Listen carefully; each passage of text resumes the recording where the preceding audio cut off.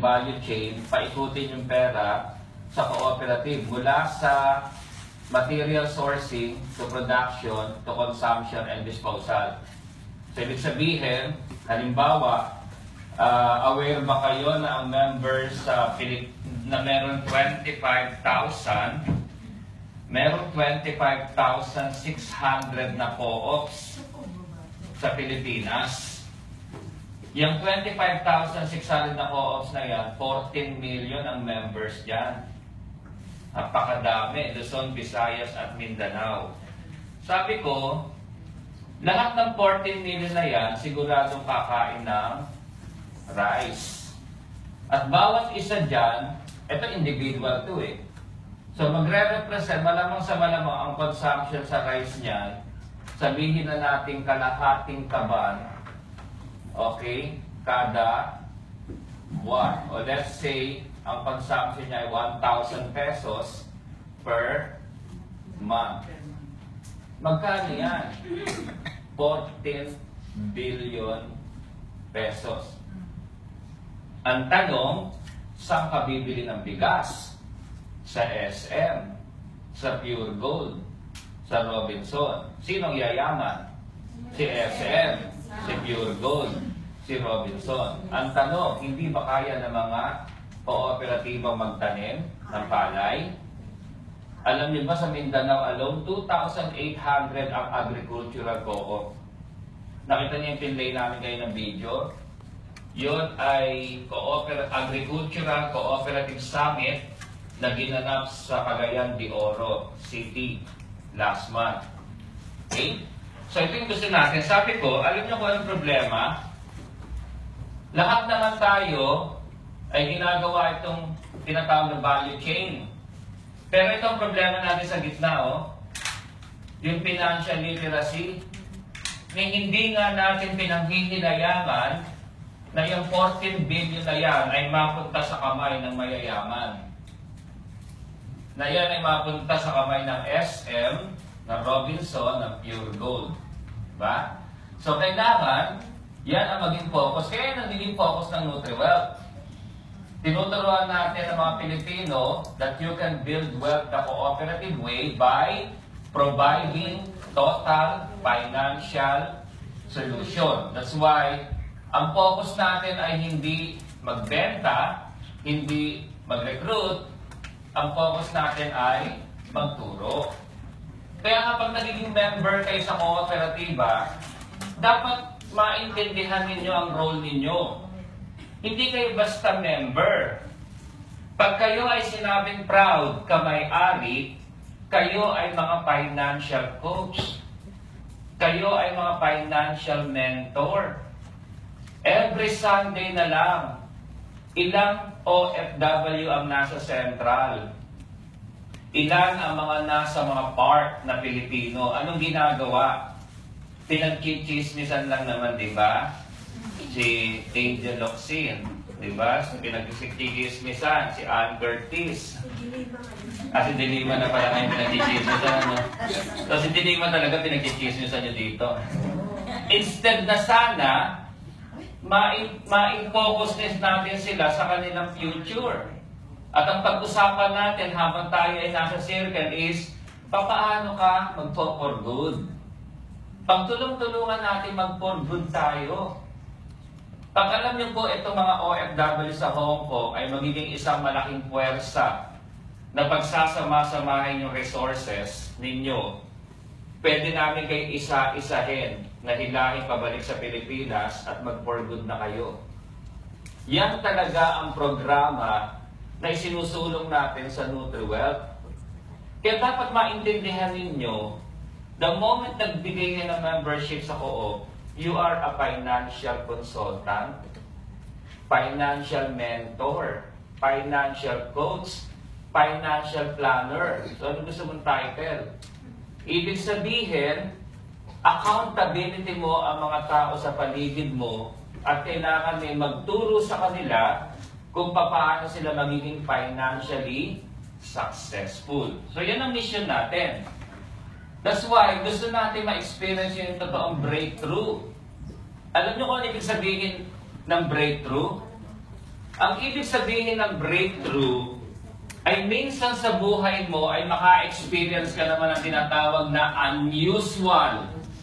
Okay, unusual na financial gain.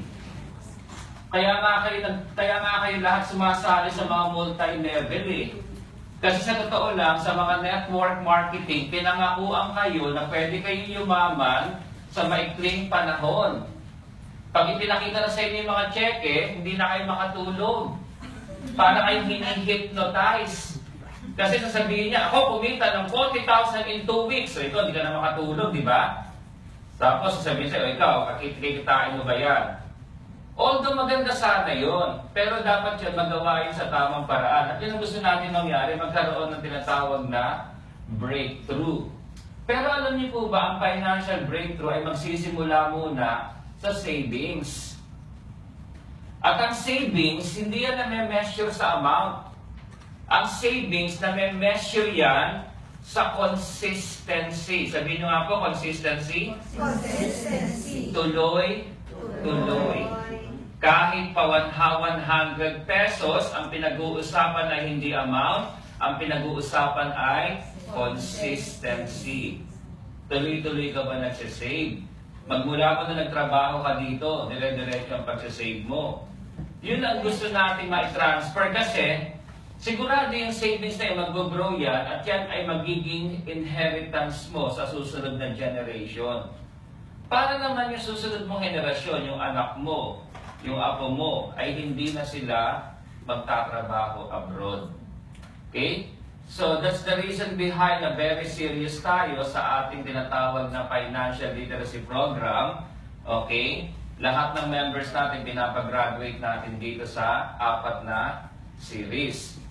Ngayon, isa sa pinakakailangan nyo maintindihan, nakakaiba sa ginagawa ng NutriWealth, every time nagre-release ka ng pera sa co-op in the form of savings or in the form of investments, yan ay ibinabalik natin sa inyo sa pamamagitan na in the form of service.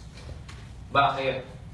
Because service and savings will help you eliminate the word risk. Pag ikaw, kaya ka lang minsan mapaghiinalaan na baka scam ka. Kasi pag halimbawa, nag-invest ka ng pera, nag-save ka, tapos, ang gagawin mo lang, halimbawa, ganito, yung savings mo, okay, yung investment mo, iintayin mo lang kumita ng interest. The problem is, yung risk na yan, yung waiting period mo, doon ka ngayong kakaba-kaba na baka yung kumpanya ay mawala, bumagsak, malugi, or takbuhan ka. Diba? Pero kung may kapalit na serbisyo yan, at pagka-save mo, may kapalit na service, naiintindihan mo yung galaw ng kumpanya. Naiintindihan mo yung galaw ng kooperatiba. Yan ang dahilan kung bakit meron tayong mga ganito. Bakit tayo nagmamanufacture? Okay? Hindi kayo nire-recruit para pagbentahin ng mga malunggay capsule, di ba, ng coffee. Dinadala kayo sa co-op para turuan yung mga tao mag-save. Tapos pag nag-save yan, ibibigay na lang natin ng libre itong mga product na to. Isa yan sa service na natatanggap na sa co-op. Okay? So, etong pinapakita kong PowerPoint, ito yung presentation ko. Apat na beses na. Una kong pinresent ito sa Nepal during the General Assembly ng Network for Agricultural Cooperatives ng NEDA sa Kathmandu, Nepal. So, tatlo lang kaming delegates doon. Okay, from the Philippines, ang delegate ay NutriWealth, FPSDC. FPSDC is Foundation for People Sustainable Society. Tapos ang CDA, Cooperative Development Authority. Tapos sa tatlo na yon, tatlong delegates na yun from the Philippines, tinatinan nyo ng mga delegates from 9 countries in Asia. Pagkatapos, during the General Assembly, may tatlong presenter. The first presenter is from Nepal. They presented their product. This is honey. The second presenter was from India. They presented gold water fish. And the third presenter is from the Philippines, and it's NutriWell. Okay?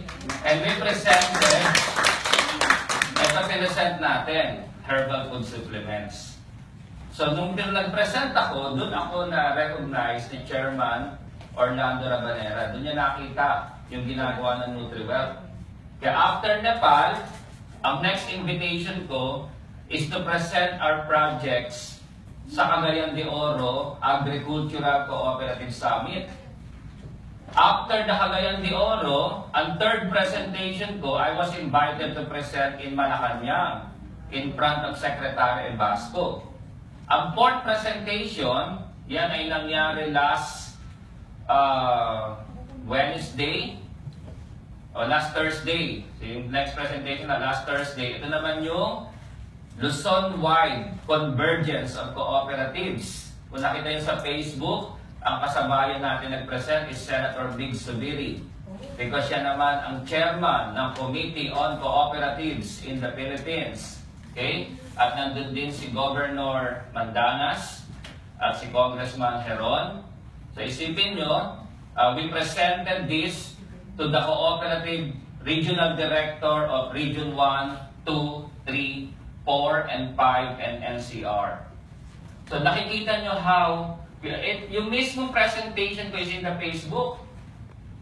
Kaya minsan pakikinggan nyo po yun, buksan nyo siya. So pakikita ko sa inyo yung mga highlights ng presentation. Number 1, I cited an example. One of the products that we manufacture is pinagpala juice. Pag pinagpala talaga yan, tayo na mismo ang nagpangalan yan, di ba?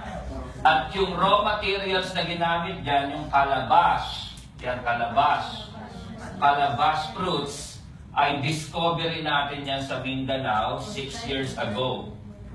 Okay, so ang tawag nila sa Mindanao dyan ay miracle fruits.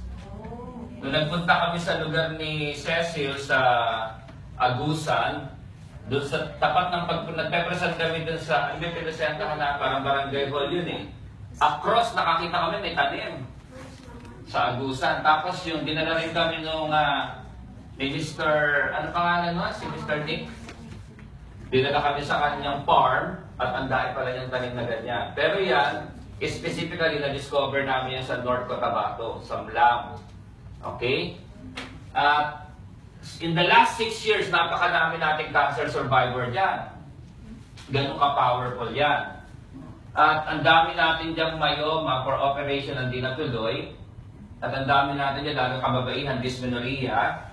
Okay? Kasi very powerful to talaga sa cleansing sa dugo.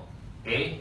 So, bakit ito ang in-example ko? Kasi nakikita ko na itong produkto na to, ang chances natin na pwede siya hanggang pang-export. Number 1, wala sa market. So, we will be the first to manufacture this tinatawag nating herbal juice, pinagpala juice. So, this one, nakikita niyo yung mga benefits niya, very powerful. At ganito na kanak yung puno niya. Okay? Yung mga taga Mindanao, ano yan, marami kayo makikita sa Mindanao niya. Kasi nakakita na kami niyan sa almost every place in Mindanao. Kaya nga, nung nag-present ako, may lumapit sa akin. Dati siyang board member ng Agusan. No, pangalan ni Sir? I forgot the name, pero tayo siya ng co-op. Ang pangalan ng cooperative niya ay One Agusan Multipurpose Cooperative. Hindi pa nga nare-register, ongoing pa lang yung registration sa CDA, pero sabi niya sa amin, ang kanyang members daw ay 25,000 na. Okay, at kilala siya sa buong Agusan. So sabi niya sa akin, willing ako na magkaroon ng plantation ng calabash. Sabi niya, ilan ba ang kailangan nyo na proper na lupa? Sabi ko, sir, ilan po ba ang meron kayo? Sabi niya, marami dito proper sa Agusan.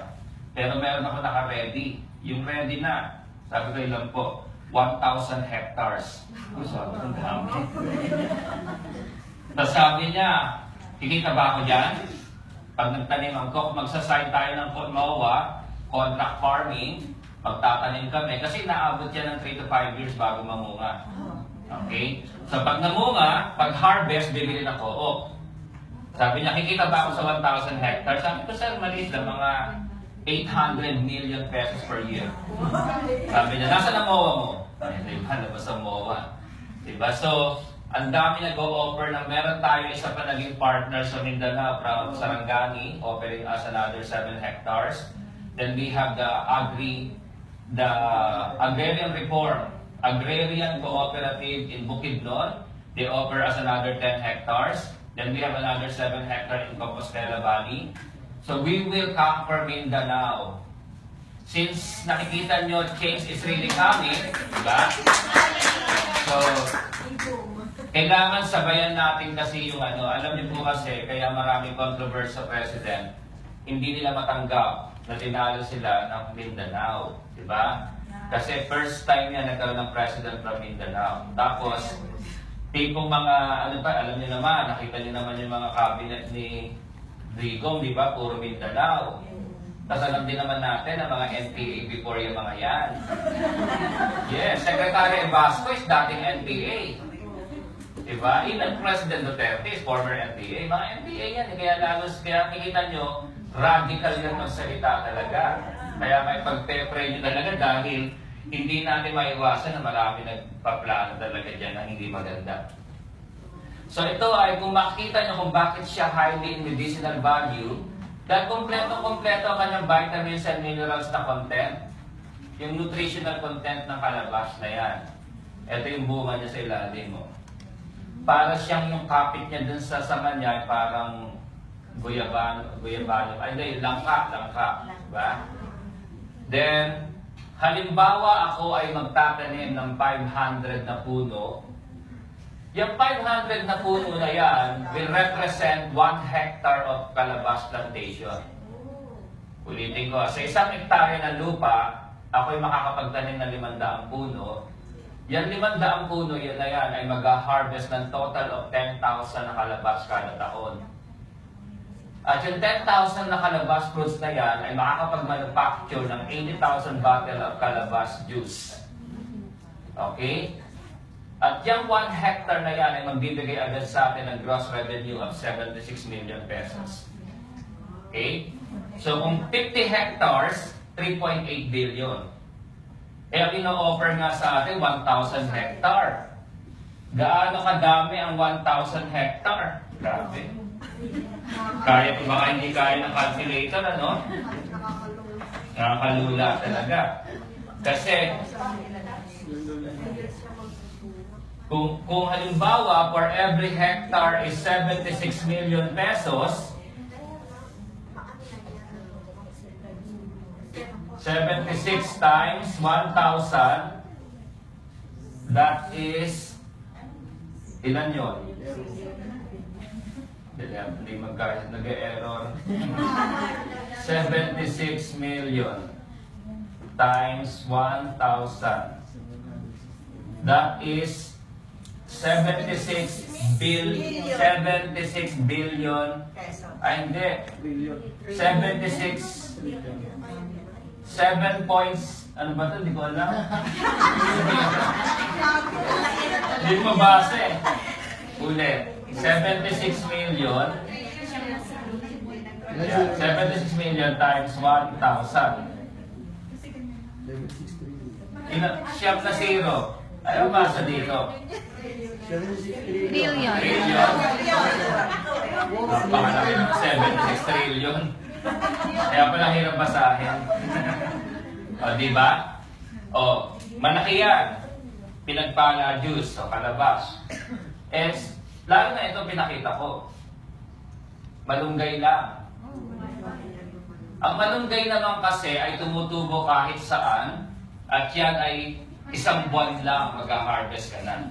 At ang pag-harvest ng malunggay ay kada buwan. Itong computation na to ay dahon lang na malunggay at hindi kasama ang seed. Yung seed kasi, yan ay nagiging oil. Okay? Yan ay hinahalo sa mga shampoo, sa mga soap. Okay? Ito leaves muna. Sa leaves muna tayo. Hindi sila makapaniwala na sa 1 hektarya ng lupa ay pwedeng kumita ang farmers ng 1.2 million pesos. So, bakit mahirap ang mga farmers? Diba? So, ang nagiging problema nila is yung financial literacy. Hindi nila nako-compute. Ito ay 1 year na kita. So, kada buwan na, kaya nga ang sinasabi ko sa government, ang support nila dito, ang malunggay leaves kasi hindi pwedeng i-transport. Kailangan, kung saan in-harvest, nandun ang machine. Nandun yung dryer, drying machine, nandun yung pulverizer, tapos ay ita-transport mo na malunggay powder na. Yung malunggay powder ang maraming gamit. Tayo, nagka-capsule tayo. Yung malunggay powder, hinahalo yan sa mga pandesal, sa tinapay.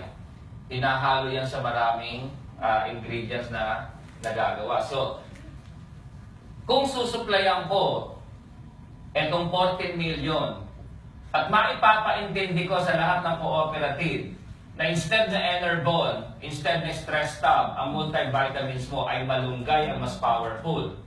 Mas kumpleto ang nutrients ng malunggay. Pwede kong supplyan ng isang bote kada miyembro, okay, para makapag-take sila ng 2 capsules per day. Mas mura pa. Mas mura pa ang malunggay kaysa sa Enerbon or Stress Tab. So, if I will supply the 14 million members, I will be needing 140 hectares production per month. And that is 5.6 billion. Monthly revenue, 67.2 billion per year. Ano? Pauwiin ko na yung buong 200,000 na domestic helpers sa Hong Kong at pagtanimin ko na lang kayo ng malunggay. Pwede na, di ba? So nakikita niyo naman, sabi nga nila sa akin, sabi ni Chairman Rabanera, kilala niyo ba yung ang kooperatiba ko kasi under ng Office of the President. Yan ay in the virtue of Executive Order number 1 ni President Duterte. From Department of Finance, inilipat tayo directly sa Office of the President. Kaya nga tayo nakakapag-present kay Secretary Ebasco. Kasi siya na may hawak ng mga kooperatiba. Tapos, makikita niyo po yung ating chairman ng CDA from Mindanao din, from Cagayan de Oro, Chairman Orlando Rabanera. Sabi ni Chairman Rabanera, dadalhin niya ako sa Cagayan de Oro at ipapakita niya in an aerial view, sasakay daw kami sa chopper, at ipapakita niya kung gaano kalawak ang lupa ng Mindanao.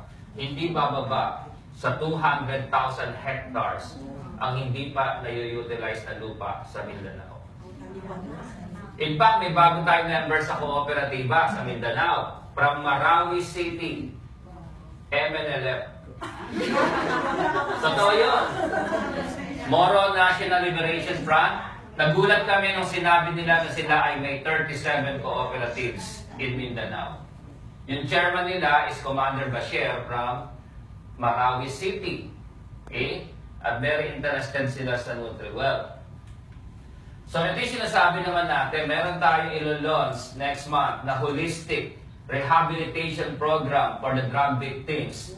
Kasi, ang problema ng gobyerno, pag ni-rehab, okay, 3 to 6 months, walang ginagawa yung drug victims, kaya tuloy, babalik sila sa pagtitake ng drugs. 3 million yan. Nagkaroon na ng initial talk. Ang startup program natin, we will utilize a 4 hectares land. Ni Sister Modi Logos, member natin yon, sa San Jose del Monte, Bulacan. In fact, meron din siyang pinapagamit sa amin na 350 square meters sa San Jose del Monte para tayuan, okay, para tayuan na ng office ng NutriWell. Okay? So, for every 4 hectares, we can accommodate 200 drug victims. Tapos, 3 to 6 months ang rehabilitation program ng drug victims. Nagkaroon na tayo ng initial meeting sa Bulacan Governor, Vice Governor, Board Member Ayi and Toti Ofle, PNP Director General Bato, Provincial PNP, Psychologists, Pastors, and NutriWell. So isipin nyo, di ba? Magkakaroon tayo ng isang malaking role, okay, sa pagre-rehab ng mga drug victims. Ang NutriWell, ang ating role dyan is livelihood. Yung mga drug victims, pagtatanimin talaga natin ng malunggay. Ito yun. Diba? Para kumita sila. Kasi ang laki ng pera sa malunggay. Ito pa, May pera sa... aware ba kayo na sa 1 hektarya ng lupa, okay, kaya nga kayo kung halimbawa, manghihinayang kayo sa mga computation ko, kung may lupa kayo na hindi nagagamit. Ang lupa na nakatiwangwang ay liabilities. Sa 1 hektarya ng lupa, tatanim ako ng dragon fruit. Pamilyar kayo sa dragon fruit? Yes. Ang dragon fruit sa pag-aaral natin sa NutriWealth ay isa sa pinakamasustansyang prutas. In fact, pwede siyang alternative sa carbohydrates. Kung nagpapapayat ka at ayaw mong kumain ng kanin, kaya kang saluhin ng dragon fruit. The problem sa Pilipinas, hindi ka makakain ng dragon fruit dahil sobrang mahal. 200 to 250 pesos per kilo, 2 piraso lang ang 1 kilo. Magkano ba dito? Diba? Sa atin, mahal. Per piece. O di magkano na, 60 pesos lang, ano? Sa atin, 1 piraso, nasa 100 to 150. So, alam niyo ba na ang dragon fruit kahit saan tumutubo? Kasi cactus yun eh. Yes, cactus yun. Sino ngayon na mag-iisip ngayon na sa 1 hektarya, sa 1 hektarya ng plantation ng dragon fruit, ay pwede kang kumita ng 1.5 million pesos, okay, kada taon. Kasi ang 1 hektarya ng lupa ay kayang magtanim ng 1,500 na puno. Okay, sa isang 1,500 na puno, bawat puno nun mag-harvest siya ng 20 dragon fruit kada 6 months. So 20 times 500, so 3,000. 1.5 million pala kada 6 months. Kasi ang bentahan dyan, 50 pesos per kilo. Pag galing straight to the farm, tas volume. Ibig sabihin, pag volume, katulad nung pinupuntahan natin farm sa Cavite, ang sinusuplayan, diesel farm. Diba pag pumunta kay SM, sikat na sikat yung mga diesel. Yung palang diesel, hindi naman sila lahat ang may farm. Kumokonect lang sila sa mga farm. So, ang bentahan gano'n. So, 3 million per year in every hectare of land. So, napakadaming pera sa lupa. Diba? So, ito is a big program na gagawin natin sa NutriWealth. Tina-target din natin na tulungan yung maliliit na kooperatiba dahil yan ay pwedeng magdala ng malaking pera sa cooperative system. At pag halimbawa, ni-utilize ko yung farm mo, ito yung ating gagawing, ito yung design natin. Meron tayong binili na 14.3 hectare. May binibili tayong 14.3 hectare. Hopefully, ma-finalize namin pagpunta namin sa 11, sa October 11 sa Davao, kasi taga Toril Davao yung may-ari ng lupa. Pero yung lupa ay nasa North Cotabato, mga 1.5 kilometer from the highway. So meron dong 14.3 hectares na binibenta lang sa atin ng 5 million pesos. At ito ang design. Gagawin natin siyang ecotourism farm. It's going to be a demonstration farm. Okay, it's going to be a demonstration farm na meron siyang eco park, swimming pool, function hall, administration building, family type cottages, hotel, restaurant, zip line, hanging bridge, man-made waterfalls, bike climbing wall, tapos mini zoo, botanical garden, ATV track, kids playground. Tapos meron siya ditong plantation ng may manufacturing plant siya ng palabas. May manufacturing plant siya ng mga herbs. Meron siyang palabas farm, dragon fruit, cattle fattening, piggery, poultry, hito farm, pomelo, mangosteen, guyabano, sabong, moringa, cayenne, lagundi, lemongrass, slaughterhouse, mushroom, vermi, ornamental. So, this is going to be a 2-year spread program. And it will cost 50 million pesos to build this demonstration farm. And I presented it in Malacanang, and Secretary Basco told us, pag nagawa niya yan, I will be your guest, okay, to open that farm. And we will be doing this in so many farms na nakikipag-connect sa NutriWell. So ito ay ating sample. Okay, so meron din tayong Wellness and Holistic Farm. Meron tayong isang member sa NutriWell na 10 taon na siya nag-ooperate ng diagnostic hospital. Hospital pa ka eh. Maliit siya na hospital sa Tondo. 10 taon na pero napagod siya. Kasi 24 hours ang operation, may nagpapaanak pa sila, may lying in. So napakahirap din pala, although sabi niya, ang lakas kumita. Pero nakakapagod. Nung 2 years siya na sarado, nagulat siya, nagbabalikan pa rin yung kanyang mga kliyente. Tapos na naka-attend siya ng seminar ng NutriWell, it gives him the idea to reopen it. So it will be reopened very soon. Hopefully next month, i-reopen niya. Pero yan ay tatawagin na niyang Diagnostic Cooperative Clinic. And it will be directly tied up. Okay? Naka-tie up siya sa NutriWell. So yung isa sa Tondo, tapos yung ating isa naman sa Cubao office, lalagyan din natin siya ng clinic. Bakit? Isa to sa serbisyo na ikakabit natin sa savings mo. Na pag ikaw nakaka 1 year ka na nagsisave, bibigyan ka na lang namin ng libreng annual physical exam. Because it includes blood test, blood chem, urinalysis, and x-ray. Okay, so yun yung mga. Tapos, kung masyado malala yung lugar ng member natin, magpo-provide tayo ng mobile clinic. Okay, so nakikita nyo, di ba?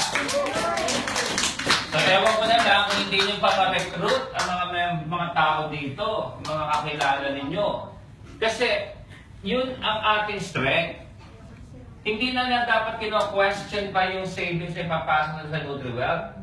Ang i-prove nila, yung service na matatanggap nila. In fact, secondary nga minsan yung ikitain ng pera. Pero yung serbisyo, halimbawa, kung nagsasave ka sa co-op at tatayuan kita ng water refilling station in your area, kakabaka-baka ba sa investment mo? Bumagsak man ng NutriWell, maiiwan sa'yo yung water station. Eh di wala kang problema, sa'yo naman yan. Eh ang water station naman, wala naman lugi yan. Hindi naman nasisira ang tubig. Ang pinakamababang kinikita niyan, 20,000 a month net. Net income. O isipin mo, yun ang kailangan nyong gawin na hindi dapat kayo nahihirapan mag-present sa mga tao sa paligid nyo. Dahil wala naman kayong makikita na mag-o-offer ng ganyang klaseng service kapalit ng savings. Yun na nga lang libreng product, wala naman kayo makikita ng ganun eh. Tama ba? Pag naglagay pa kayo ng pera sa Banco de Oro, paglabas niyo ba may water station ka? Kahit na libreng iced tea, hindi ka makaka-receive eh. Unless may 100,000 ka sa bangko. Doon, meron kang libreng iced tea. Dagdagan mo pa ng 50,000, baka may libreng payong. Diba? So yun yung pinapakita natin na, eto, isa sa ginawa natin strategy, kung makikita nyo nagkaroon ng pagbabago, simula nung April lang ito. Simula nung April, instead na naghahanap kami ng opisina, hindi na opisina ang tinatayo natin. Coffee shop. Kasi yung coffee shop na yun, may coffee shop ano, tapos naglalagay na lang tayo ng maliit na office sa gilid. At mas naging effective siya. Kasi yung office, katulad sa Cubao, yung office sa Cubao, dati hindi naman yung pinupuntahan. Pero nung kinonvert natin siya sa coffee shop, hindi na nawawala ng tao doon. Diba?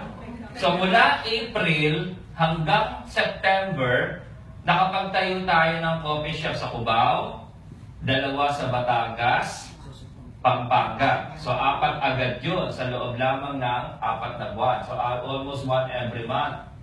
Tapos, in the next 3 months, tingin ko may tatayo natin is 2 sa La Union, 1 sa Baguio, 1 sa Dasmariñas, Cavite, okay, 1 sa Kidapawan, City in Mindanao, so 5 na yun. 1 sa Rizal, so that's 6. Ano ba? Cagayan de Oro. Cagayan de Oro, ito. So yan ay mangyayari in the next 3 months. Ang tinatarget nga natin ay makabuild na 200. Iyan ang tinatawag nating NutriWell Cafe, your coffee shop. Para maging tambayan ng mga members yan. Yung nandun natin sa Batangas, yung ating coffee shop sa Batangas, nag-a-average yun na hindi bababa sa 5,000 pesos na sales every day. Kada araw, maabot pa yun hanggang 10,000 pesos kada araw. Doon mo makikita kung bakit. Alam niyo ba na ang Starbucks, hindi naman talaga ang produkto niyan ay kape. Yes. Aware ba kayo doon? Pumupunta ka sa Starbucks, hindi para sa kape. Isipin mo, pupunta ka sa Starbucks, 140 pesos na coffee in a paper cup. Fair ba yun? Ilang 3-in-1 na yun?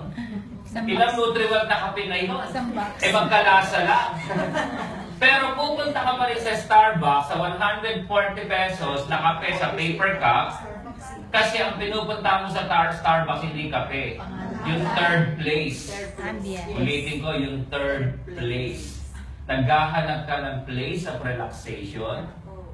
Place kung saan ka talagang makapag-business, kwentuhan, nagiging tambayan. Kaya ang Starbucks, kumikita yan ng, ngayon ang income ng Starbucks ay $3 million per day. Kaya huwag kayo magtaka sa 10,000 pesos, liit lang nun. Pero ang Starbucks ngayon ay meron ng 15,000 branches all over the world in over 160 countries. At sila ay nag-o-open ngayon ng 10 branches kada araw. Okay, nyo, di ba? At dito nyo makikita, kahit tumingin kayo sa Central, sa mga lugar-lugar dito, ang daming coffee shop. Kahit hindi Starbucks Kahit na ang coffee shop ay 2 upuan lang, pupuntahan. Kasi yun ang hinahanap ng mga tao. Kaya nagiging patok yung ating coffee shop kasi nagiging tambayan siya, nagiging third place siya. Kaya dito sa 200 location na to, una-unahan yan. Actually, wala naman tayong territorial limitation. Sa ngayon, itong 200 na to will represent bayan. Una-muna, uunahin natin yung mga major cities and municipalities. At isusunod natin yung mga second class na bayan. Tapos pwede na tayong pumunta in barangays. Alam nyo, kahit isang barangay, halimbawa isang barangay na yan, kahit liblib na lugar yan, kahit lagyan ng coffee shop yan. At ang ipapartner mo sa coffee shop ay water station. And very soon, ipapartner naman natin dyan itong Nutri House and the convenience store. Isa pa yan sa magugulat kayo, in a highly urbanized city, laging tabi-tabi ang mga convenience store. Bakit? Kung ang bibilin mo ay 7 items lang and below, hindi ka magtsatsagang pumila sa Pure Gold or sa Save More. Kung mga palima-lima lang, papito-pito lang na items, doon ka na sa 7-Eleven, sa Ministop, di ba? Dito dami, no? Dito sa Hong Kong. Doon, ang palatandaan kasi na isang bayan, ang isang city ay highly urbanized. Ibig sabihin ng highly urbanized is napakaraming tao. Okay? Ang palatandaan niya, maraming convenience store. Okay? At yan ang tina-target natin. Tapos yung inyo naman mga bakanting lote ay gusto natin i-maximize sa paglalagay ng livestock. Meron na tayong contract farming, meron tayong MOA na ginagawa dito sa ating mga livestock at water station. Sige po, pumasok na po kayo. Okay? So, sige po. Grant entrance. Okay? May agreement dito. Pwedeng 100% nito ay sa inyo na pag na-meet nyo yung ating requirements. Pero pag hindi nyo pa na-meet yung requirements, pwedeng ang profit sharing natin ay 70-30, 60-40, 50-50, so ganun muna. Okay, in fact, gagayahin natin ang ginagawa ng seed. Halimbawa, meron kayong 1 hektarya na lupa. Magkakaroon tayo ng, maglalagay tayo ng babuyan sa 1 hektarya ng lupa. Tapos pwede nga mangyayari para siya naka-apartment, parang condominium.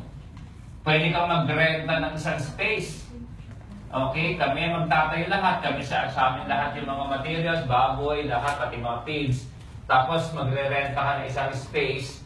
Pag sa'yo yung space na yon, profit sharing tayo. Diba? Para na ma-maximize natin yung mga properties. So yun yung sinasabi ko na kailangan nyo maintindihan kung gaano ka-powerful yung ating mga proyekto sa NutriWealth. Okay? Dahil isa sa goal talaga natin ay